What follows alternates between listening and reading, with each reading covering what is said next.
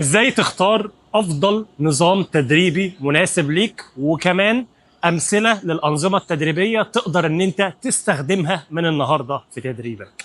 خليكم معايا.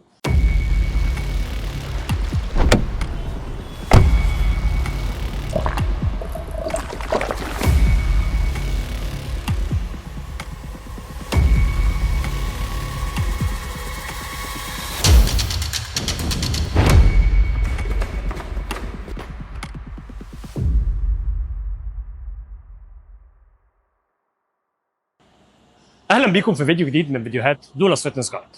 التوبيك النهارده هو اهم توبيك لاي واحد لسه داخل الجيم جديد، او بقاله فتره بيتمرن، او وصل لمرحله ان هو محتار ومش عارف ايه انسب حاجه ليه في خلال الفتره الحاليه. فاحنا النهارده هنتكلم في توبيك هو اللي بيشكل كل حاجه تقريبا بتعملها جوه الجيم. فلو الموضوع مهم بالنسبه لك وشايف ان هي حاجه تستحق النشر، وطبعا زي ما انتم عارفين عشان الالجوريزم بيحب الكلام ده في بدايه الفيديوهات، اتمنى يعني انك ما تبخلش عليا بضغطه اللايك دلوقتي. ولو عندك اي سؤال طبعا في خلال الفيديو تقدر ان انت تسيبه لي على طول في الكومنتات. ولو مش مشترك في القناه او مش مفعل جرس التنبيه، اتمنى انك تعمل ده كمان دلوقتي. النظام التدريبي هو الحاجه اللي بتشكل المحور بتاع وجودك في الجيم عامه، واختيارك للنظام التدريبي هيأثر على عوامل كتير جدا، وهي أهمها طبعا التطور بتاعك والاستشفاء إلى آخره، وهو اللي هيعمل الخريطة أو الطريق اللي أنت هتمشي فيه طول تواجدك في الجيم. المشكلة في الموضوع ده إن الناس فاهمة إن دايما الأكتر أفضل. يجي واحد داخل الجيم جديد عايز يتمرن 6 أيام، وفي ناس عايزة تتمرن 7 أيام، وصدقني لو عملت ده ما بتكونش النتيجه هي افضل نتيجه انت المفروض تحققها. طبعا انت لما هتتمرن كده كده هيبقى افضل بكتير من ان انت ما بتتمرنش، لكن الهدف من الفيديو ده ان هو يسهل عليك الموضوع بشكل كبير قوي. لو انت شخص لسه داخل الجيم جديد، لازم نقسم الموضوع لنوعين من الاشخاص: شخص لسه داخل جيم جديد وبيحاول ان هو يخسر وزنه، او شخص اوفر ويت، ودول كميه كبيره من الناس وهي حاجه مش عيب. اهم حاجه ان انت خدت القرار ان انت تعمل ده.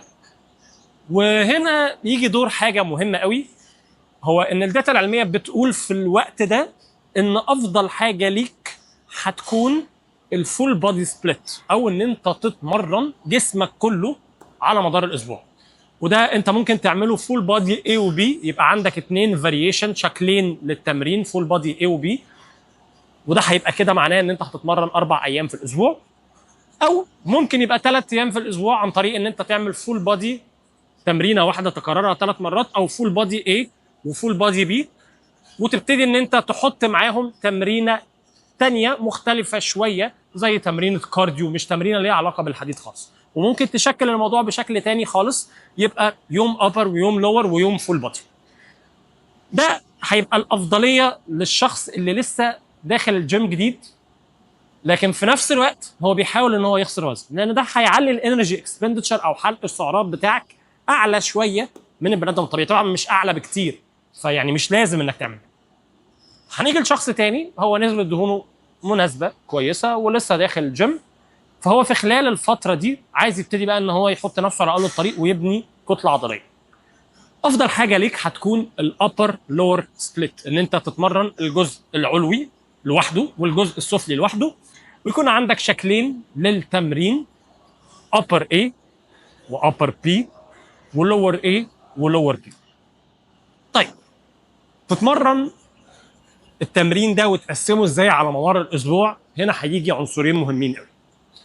العنصر الاولاني هو عنصر انت كشخص ظروف حياتك عامله ازاي.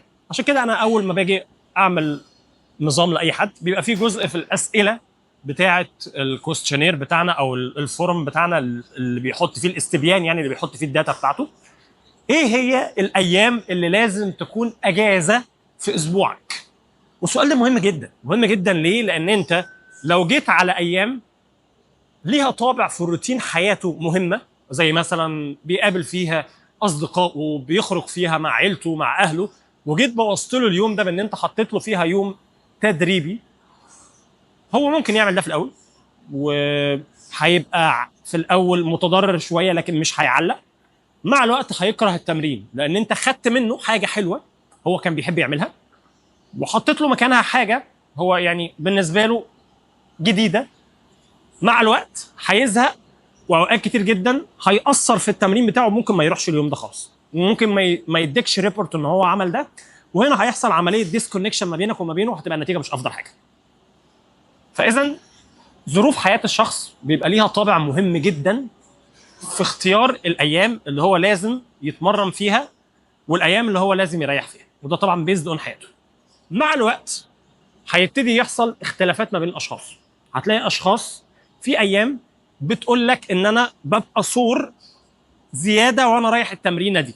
طبعا في البدايات هتبقى صور كده كده وهتبقى حاسس بشد وبتاع الى اخره، لكن لو الموضوع بقى متكرر هنا هيجي الاستفاده من ان انت تحط ايام راحه في وسط التمارين دي عشان تتيح للشخص ده ان هو يعرف يعمل ريكفري وهو داخل التمرين الجاي. فاذا اختيارك للتوزيعه بتاعتها على مدار الاسبوع ممكن تبقى يومين اون يوم اوف، ممكن تبقى يوم اون يوم اوف. التقسيمه ذات نفسها لازم تحط فيها العنصرين دول، عنصر طبيعه حياه الشخص وايه الالتزامات اللي وراه، والعنصر الثاني هو مع الوقت هل الفريكونسي بتاع التمرين ده، التردد التدريبي ده مسهل على الشخص ان هو يعمل ريكفري ولا لا. انت هتفضل على الابر لور سبليت كتير قوي كتير قوي لدرجه ان انت ممكن تقعد عليه اكتر من سنتين على فكره، وهتفضل عمال تعمل بروجريشن، لان انت مش محتاج فوليوم كبير في الاول، انت محتاج الفوليوم اللي يسمح ليك ان انت تتطور وتحط الانتنستي المظبوطه اللي تسمح ليك ان انت مع الوقت تفضل ان انت عمال تشوف بروجرس ومكاسب. في نهايه كل سيكشن هحط لك شكل او تمبلت من التمرين تقدر ان انت تمشي عليه. فانا دلوقتي هحط لك الابر لور سبليت.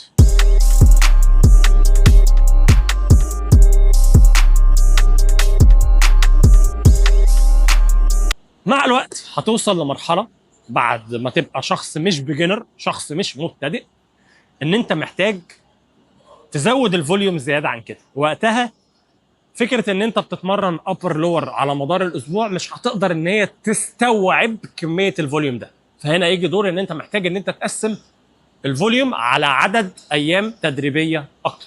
لما توصل لمرحله ان انت محتاج لفوليوم اكبر، هنا يجي دور حاجه مهمه زي ان انا ابتدي ان انا اضيف عدد ايام تدريبيه. وهنا هيجي نظام البوش بول ليج. وكلمه بوش بول ليج اغلبيه الناس فاهمها غلط، هي متخيله ان بوش بول ليج يعني ان انت تروح تتمرن 6 ايام في الاسبوع، والكلام ده هو شكل من اشكال البوش بول ليج، لكن ده مش البوش بول ليج. البوش بول ليج هو نظام انت تقدر ان انت تشكله باشكال كتير جدا يساعدك ان انت تلتزم. خليني اشرح لك المقصود. مبدئيا كلمه بوش هي عضلات الدفع اللي هي الصدر والتراي والكتف، وكلمه بول اللي هي عضلات السحب اللي هو الظهر والكتف الخلفي، ومعاك كمان عضله البايسبس. ليه العضلات دي بتتحط مع بعضيها؟ لان باختصار شديد وانت بتلعب صدر مثلا صعب جدا جدا ان انت ما تمرنش التراي والكتف، بيكونوا شغالين معاك. وانت بتلعب ظهر كده كده بيكون شغال معاك الكتف الخلفي والباي في اغلبيه التمارين. فهنا يجي دور ان انت بتجمع دول مع بعض في ايام تدريبيه، لان هم بيتمرنوا بشكل غير مباشر سواء كان الباي او التراي او كتف، فتقدر ان انت تضيف ليهم فوليوم زياده في خلال اليوم ده وتبقى اطمنت ان هم اخذوا فوليوم تدريبي مناسب. البوش بول ليج ممكن يبقى 5 ايام وممكن يبقى 6 ايام. امتى يبقى 5 ايام وامتى يبقى 6 ايام؟ هنا يجي دور احتياجك كشخص في تطوير العضلات. مثال بسيط، انا مثلا رجليا كويسه الحمد لله، صدري كويس، كتفي بسبب الاصابه مش بقدر ان انا امرنه بشكل افيشنت قوي لان الرينج اوف موشن بتاعه بقى اقصر، فبقى محتاج مني عدد مجاميع تدريبيه زياده شويه عشان اقدر ان انا احقق ده. دراعي دايما نقطه ضعف عندي، التراي كويسه لكن الباي نقطه ضعف عندي، فانا اقدر ان انا استفيد من ان انا اضيف يوم دراع مع البوش بول ليج. بلس ان ظهري محتاج ان هو يتطور عشان يبقى في قوه صدري، فاذا انا عندي حاجات ممكن اركز عليها زي الدراع الكامل اللي هو الكتف والباي والتراي والظهر. فانا اقدر ان انا اخلي تمريني كالاتي: بوش بول ليج، ادي كده 3 ايام، واحط يوم للدراع ويوم للظهر. كده بقى 5 ايام تدريبيه وبلعب بوش بول ليج. بقى الظهر بيتمرن مرتين، الكتف بيتمرن مرتين، الدراع بيتمرن مرتين، الصدر والرجل بيتمرنوا مره. ده مناسب ليا انا كشخص. انت تشكله بقى ازاي؟ تشكله زي ما انت عايز، تشكله على حسب احتياجك. فاذا البوش بول ليج، بوش بول ليج اللي هو فاريشن اي وبي اللي هو 6 ايام، ممكن ان انت توصل له في مرحله ما يعني. لكن السبيشاليزد فيزز بقى ان انا هبقى بقى بوفر من الفوليوم بتاع عضلات واتمرن 4 ايام بس، يعني مثلا ابقى بلعب بوش بول ليج ويوم تاني بلعب عضله تانيه انا عايز اركز عليها واحط فوليوم زياده قوي.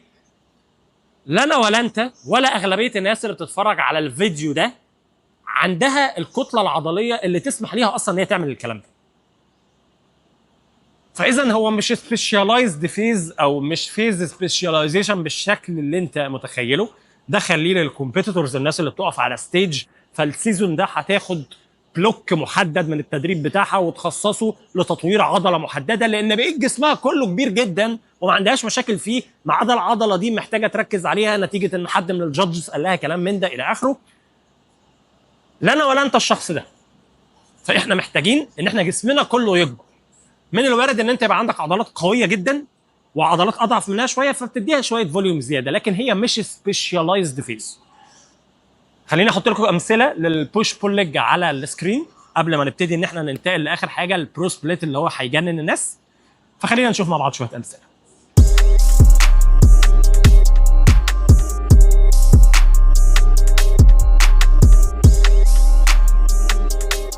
اخر حاجه وهي اللي هتخلي الناس تفكر شويه هي عمليه البرو سبليت. البرو سبليت او ان انت تمرن كل عضله لوحدها مره واحده في الاسبوع، 99.9 من الناس اللي بتتفرج على الفيديو ده مش محتاجه خالص ان هي تعمل ده، الا لو الفيديو ده يعني ربنا كرم وقاعد بيتفرج عليه دلوقتي جاي كاتلر ولا بيج رامي ولا حاجه. ليه؟ لان نفس الكلام اللي اتقال على السبيشاليزد فيزز هيتقال على البرو سبليت. انت مش شخص وزنك 150 كيلو شريدد من الاخر يعني، انت شخص محتاج كل جسمك يكبر. اللي يقدر يستفيد من البرو سبليت هو الناس اللي واصله للحجم العضلي ده، اللي هم 0.001% من الناس. فاذا هو مش حاجه ليك خالص وما تفكرش فيها دلوقتي تماما. شوف انت واقع فين من الامثله اللي فاتت وابتدي ان انت ركز ان انت تحط نفسك في المجال اللي يسمح ليك ان انت تحط الانتنستي والفوليوم اللي انت محتاجه عشان تتطور. اخر نقطه واهم نقطه في الفيديو اللي هيخليك تروح الجيم ان انت تبقى بتعمل حاجه انت حاببها. فلو انت بتروح الجيم واكتر حاجه بتستمتع بيها في حياتك ان انت تلعب برو سبليت، اعمل ده، لان ده اللي هيخليك تروح الجيم وهو ده اللي هيخليك تعمل بروجرس. لما تيجي تبص على النظام التدريبي بتاع اي حد في الدنيا، فكره ان انت النظام التدريبي بتاعك يبقى كله اوبتيمال 100% وانت مش مستمتع بده، ده كلام فارغ. لو بصيت على النظام التدريبي بتاعي هتلاقي في حاجات بالنسبه للناس مش اوبتيمال وبيزد اون مش عارف ايه، هي دي مش افضل حاجه تعملها، لكن انا بستمتع وانا بعمل ده. هو ده اللي بيخليني اروح الجيم وبيخليني اعمل بروجرس في بقيه الحاجات التانيه. هو ده اللي بيخلي فيه الفاير كده اللي موجوده جواك اللي بتخليك فعلا تعرف انك تتمرن.